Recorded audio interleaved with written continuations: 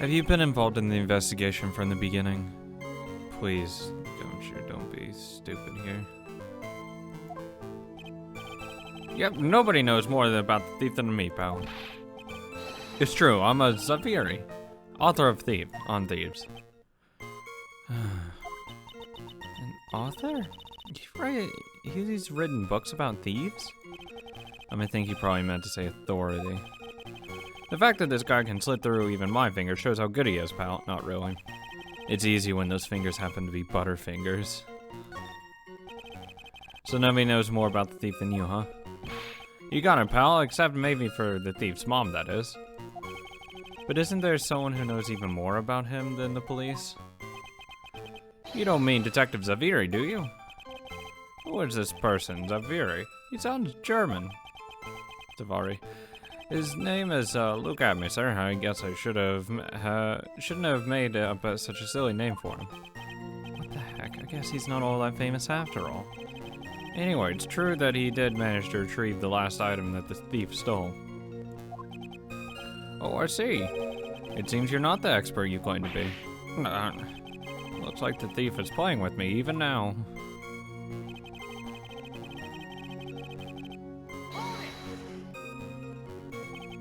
Have you seen all these so-called calling cards?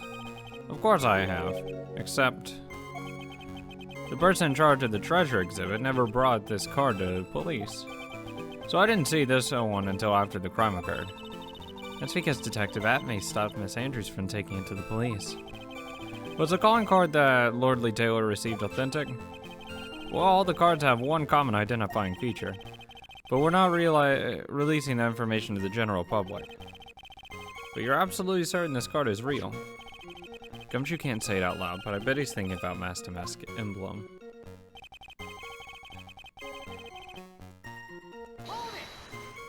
I need more.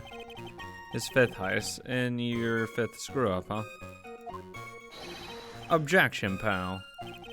This ain't fair. Maybe you could say I screwed up 4 times, but this last time wasn't my fault. I didn't know about the calling card this time. You of all people shouldn't be chuckling about this, Detective Gumshoe. I just want everyone here in the courtroom to know something. If you ever get a calling card from this guy, don't call some stupid private eye. Call your local police right away, got me? I'll call the FBI. Well, it looks like he's really got it in for Detective Atmay.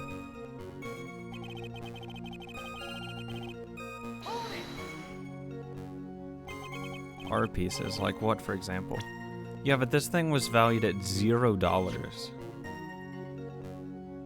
It has no monetary value. Well, its first target was the famous tear of Emanon. What's that? Some kind of especially salty teardrop? No, sir. It's a blue diamond, a single rare diamond. Next to it's the crown of Bongora. You know, the thing you put on your head. After that was the left hand of Hades and the portrait of Magina. Detective Atmay retrieved the portrait of Vagina and returned it to the museum. And the target of his 5th and last robbery was the sacred iron, right? Wasn't it so difficult for him to dispose of such famous art pieces? Well, we assume he must have some underworld connections. Somehow Mr. Light doesn't look the type. Yeah, he's a little too sunny to be hanging out in the underworld. It's because he'd immediately say, "Oh my god, that's the underground!" What do you mean when you say it fits his MO into a T? I was thinking of asking the same thing myself. I wish you would listen a little more closely, pal. First of all, there's the calling card. We're 100% certain it's authentic. Then there's the fact that he seemed to know all about the security system. And finally, his target was an art piece. These are all things, all parts of the thief's modus operandi. And so this robbery seems to fit all those conditions. That's right, and it means that Master Mask is behind it. Nick, it definitely looks like it was Master Mask who stole the urn. But there's no real evidence either way as to whether Ron Delight is Master Mask. But, also the urn hasn't turned up yet, let alone in connection to Mr. Delight himself. So even though we know it was Master Mask that did it, maybe for the time being, I should try to show it wasn't Master Mask that did it. Okay, so yeah, go to this one. It's worthless. Can I ask you a little something, Detective Gumshoe? Not that he would have known that. Just hearing the little in that question is making me nervous. You said that he always goes after the most precious art pieces, right? That's right, pal. But there's one problem. That's not what he did in this case. The supposedly priceless urn doesn't exactly rise to the level of precious art. What do you mean? Nick, how can you say such a terrible thing? No, I meant from a financial point of view. I mean, it wouldn't fetch a good price. Well, Prosecutor de Godot, what is the value of that urn? The appraiser I spoke to said they couldn't attach a price to it. And I mean that in the worst sense. So in other words, it was not the kind of item that Damask usually would normally go after.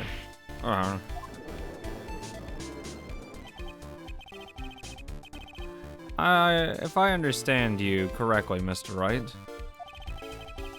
you're saying that the thief of the sacred urn was not the work of Master Mask? Yes, that's what I'm saying. Actually, all I did was point out the contradiction the argument made itself, but... Well, first of all, we need to get this issue cleared up. Was this last robbery the work of Master Mask or not? What do you have to say about this, Mr. Godot?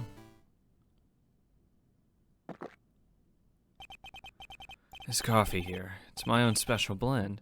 I call it Godot, number 107. I'm trying to decide whether to cut down on the acidity or the bitterness. It's the only thing I've got in my mind right now, Mr. Trite. What? If you're really a man, you should clean up your own mess.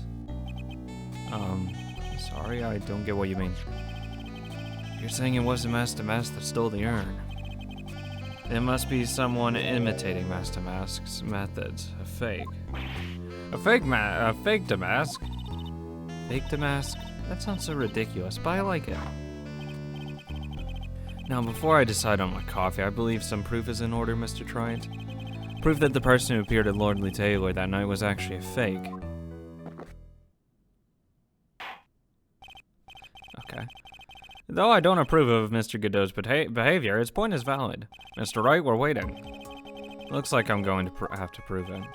I need to prove that the person at Lordly Taylor that night was in fact fake Damask. Security camera photo.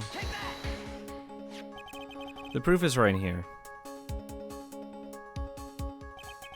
This looks like a photo taken by a security camera. But if you look closely, you'll notice something peculiar about it. Huh. Well then, why don't you go ahead and show us what it is? Go on, use this pointer and show us just what about this picture is so peculiar. Oh. No little mask. It's right here, of course. You mean Master Mask? I have here a piece of reference I would like the court to take a look at. Isn't that the publicity photo I bought this morning?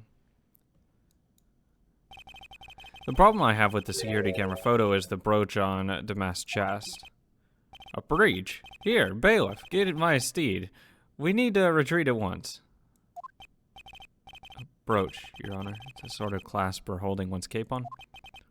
A clasp, eh? Oh, I see now. But Master Mask in the security camera photo. Ah, he has no brooch. That brooch is the same as the emblem on Damask's calling card and serves as his symbol. But the thief that broke into Lordly Taylor wasn't wearing a brooch. In other words, this Master Mask is fake. I've been fooled again! Order! It's true, undeniably true. Detective Gumshoe, how? How could you have overlooked this? I'm sorry, sir. I don't know how I... Hey now, if you're gonna have a pity party, invite me too. Mr. Godot, you deserve some blame in this too. How could you have overlooked such a large brooch? Huh, the brooch you're talking about? Do you mean this? Ah, that's Damask's brooch. Where did you find that? Well, I've always had a good nose for evidence. I got it at the crime scene. It was hidden in the shadow of a big female Buddha statue. Buddha statue. He must mean the Ami face statue. Why didn't you tell me about that, sir? I always put evidence away in my pocket. After all, it's the safest place for crucial evidence. The It's also illegal. This guy is one cool customer. Who's sliding him coffee? It's a little early to be shaken up, isn't it, little lady? That friend of yours left pretty little hickeys on there, too. Hickeys? Figuratively speaking, of course. I'm referring to Ron Delight's fingerprints. What? The defendant's fingerprints are on the brooch. Dude. Order in the court. Mr. Godot, let's see the brooch. I've grown attached to my metallic girlfriend here. Take good care of her. It appears to have been torn off some clothing. There's a little bit of cloth left on the back. Obviously, there must have been a big struggle that night at the crime scene. But if you look at this photo, there doesn't seem to be any kind of indication of a tear on anything. It's all pristine. This isn't someone that just finished up a fight.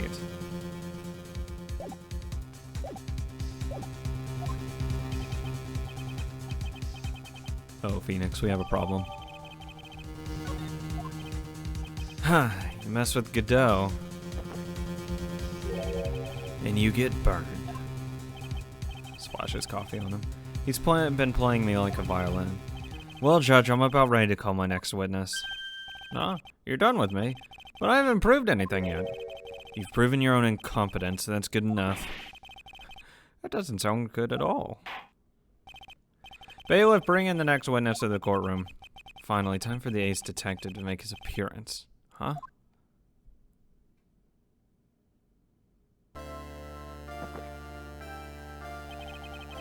One second is one drip of the coffee pot. Let's hurry it up. Shush! Silence! Now I see. It's all becoming clear. What's clear? Zavari! The truth has once again been elegantly revealed to me.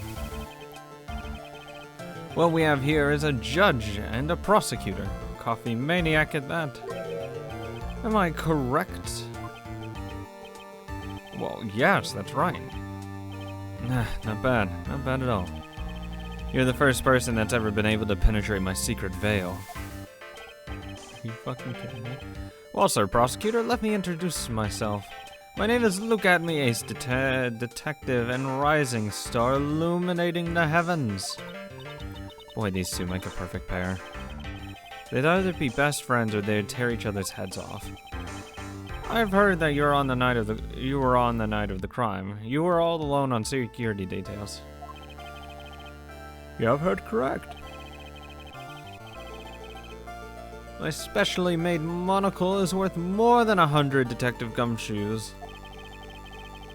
If Detective Gumshoe was worth anything, that is. Why was this guy all by himself anyway? There must have been some reason, I'm sure of it. Well then, tell us what the special monocle of yours witnessed.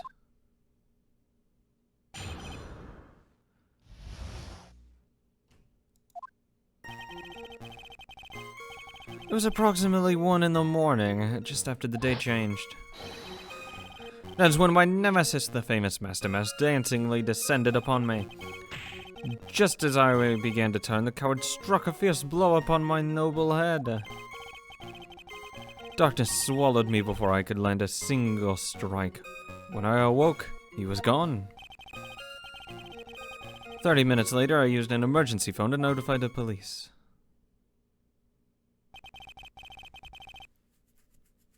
So, you didn't get a clear look at the victim? At the criminal? My specially made monocle never misses a thing. However, it is limited to things that fall within my own visual range. But of course, that's only natural. I fail to see the witness seems so proud of his performance that evening. Well, sir, old timer, let me explain. We are not speaking of any ordinary thief, but of the king of thieves, the great Master Mess, my arch enemy. That is what my instincts and my years of experience tell me. Very well, proceed with the cross-examination, Mr. Wright. Can I just not?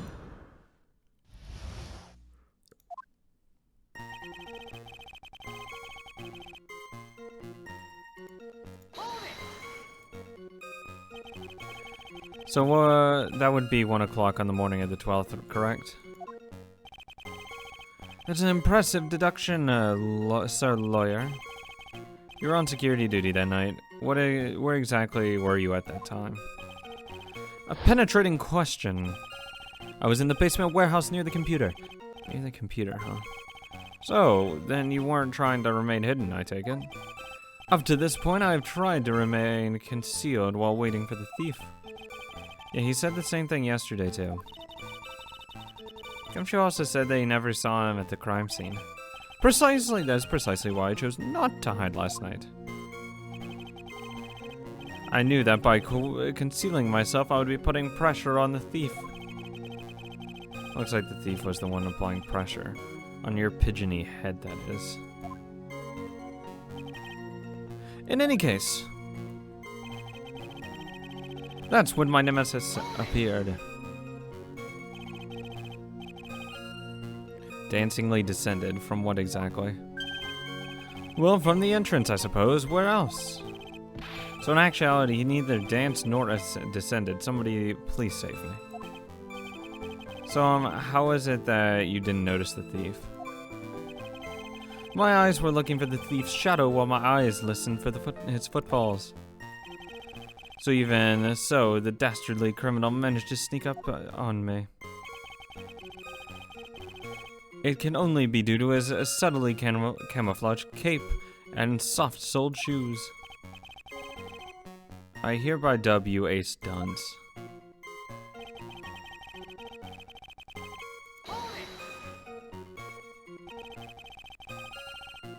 You didn't see the criminal's face when that happened? Well, that's the difficult part. How should I put it?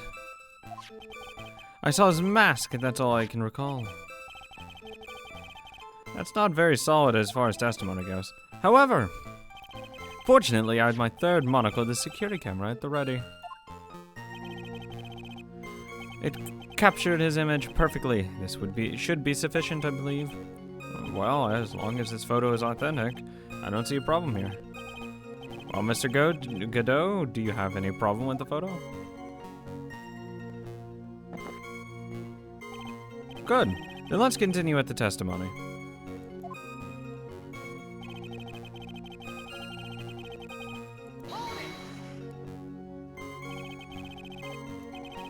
Attacked and knocked unconscious, and you weren't able to do a thing? That's certainly some very impressive detective work. Well, sir lawyer, have you ever been suddenly struck on the head?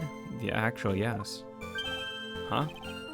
Well, actually, yes. By a fire extinguisher. So what happened? I was knocked out. And you lost your memory too. You see, you have no right to look down on me then, do you? The only reason I didn't lose my memory was because I have more brains to begin with. You may have brains, but the wiring to the self-reflection part seems to be severed. In any case, that was how I was knocked senseless, and then...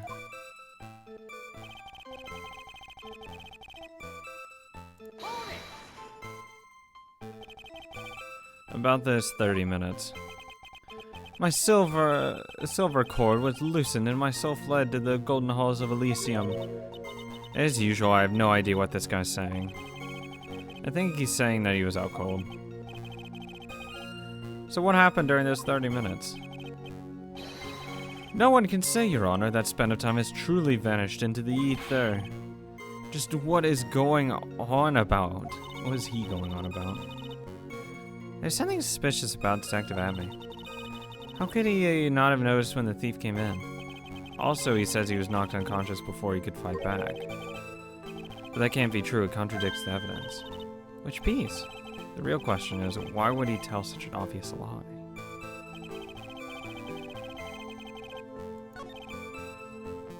Oh, yeah, he ripped off the thing.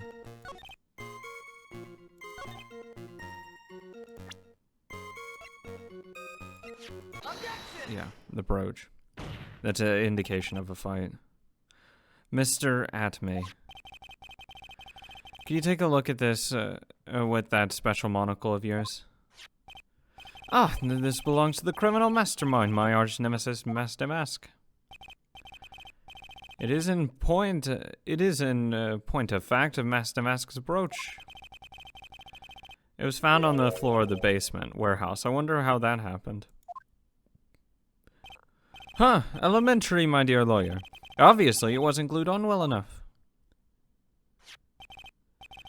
Not quite. It clearly shows signs of being ripped off of a piece of clothing. Ripped off, huh? Well, we can only deduce that the thief struggled with someone that night. That's the only thing I can think of. And there's only one person who was in that position to have a struggle with the thief. And the only person that was on security duty that night, you, Detective Atme.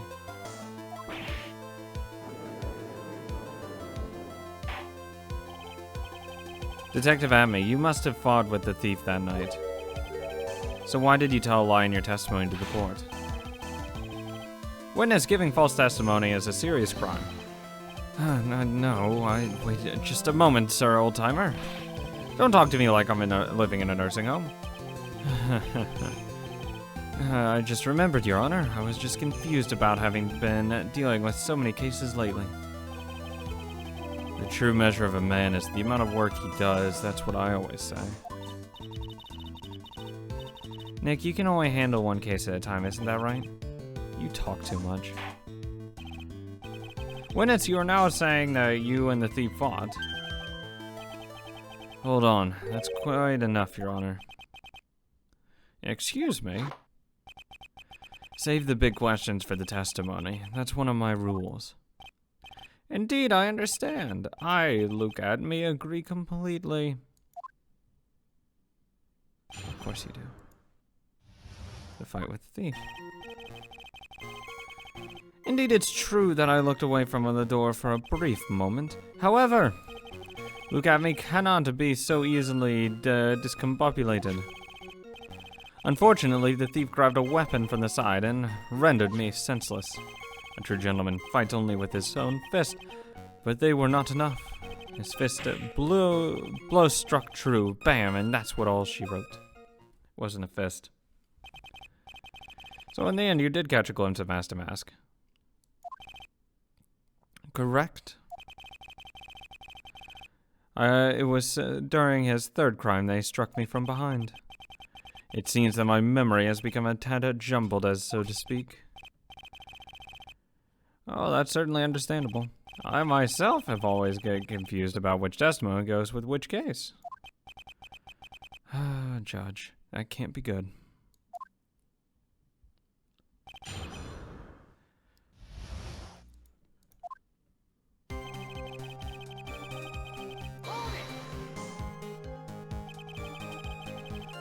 So why did you look away from the door anyway? In addition to the camera, I had prepared a variety of other sensors as well. The alarm on one of those had gone off, so I had to check the data. That's why I went to the computer. Elegantly, of course. So you were momentarily vulnerable when you were working on the computer? What should I do? Tell me about the sensor. What kind of sensors are you talking about? There are other places in the basement that someone could enter and exit from. There are air conditioners, ducts, sewer pipes, and a cat door as well. I hooked up heat detecting infrared and ultraviolet sensors to each of them. That's a lot of hardware. Was it all yours? Lordly Taylor Department Store was kind enough to provide the monitoring hardware. Naturally, the security camera that took the photo belongs to them as well. In other words, he couldn't have rigged the equipment, huh? Has that cleared up any doubts you had about me, Sir Lawyer? Not at all. However, Luke Atme cannot be so easily discombobulated. What does that mean, discombobulated? Oh my god, really? That's what we're arguing here? Young people these days, they really irritate me. They all have perfectly good old words to die until everyone forgets about what they mean. Sorry about that, but what exactly does it mean anyway? Oh, now I've forgotten. What was I saying? Oh, jeez, it's better than old people who forget what they were saying 5 seconds ago. Well, it looks like we've cleared that up. You can go on with your testimony. Unfortunately, the thief grabbed a weapon from the side and rendered me senseless.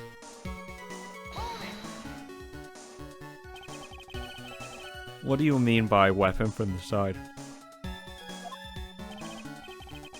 Naturally, the thief had no idea that I, Look at Me, was hiding in the area. He grabbed the sword from the statue that was standing by the door to the warehouse.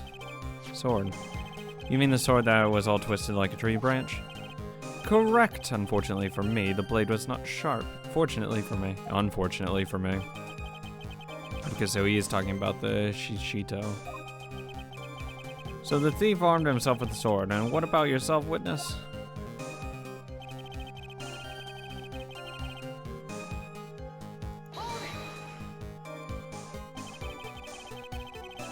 You had that much faith in your own fighting abilities? But of course, in college, I was the second in charge of the boxing club. I'm sorry if I failed to find that appropriately impressive. However, my opponent in the ring that time was my arch nemesis, Master Mask. Everyone's Master Mask, apparently. This guy's a real piece of work. He's a real weirdo. Can you tell us a little bit more about what happened? My opponent was both powerful and vicious, you may say. He was powericious. Powericious? I assumed the at-me fighting stance, but a sudden flash of light blinded me. But of course, it was that of course was checkmate. My opponent had bested me. What do I do now? Should I ask him more? What was blinded by what? So what was this flash of light that blinded you? I was bathed in a golden light that seemed to come from the statue of a woman. Statue of Ami Faye, I'm guessing. Well, that wasn't very much helpful. Well, what do you think, Nick? Well, there's one thing that I'm absolutely sure of. Yeah, what is it? This Look at Me guy, he's definitely hiding something. But why? I think I'm starting to figure out what really happened that night. And about the true nature of this detective. He's no detective. Indeed, it is true. No, I need to go through here and look what he said about the computer.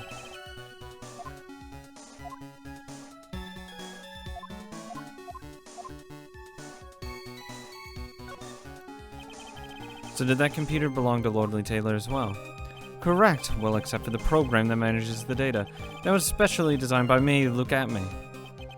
In that case, he could have easily manipulated the data. What's wrong, sir, lawyer? I don't like you. Got the fucking look on his face. I fucking hate. I think it's gonna end up he's gonna be Master Mask. It really is.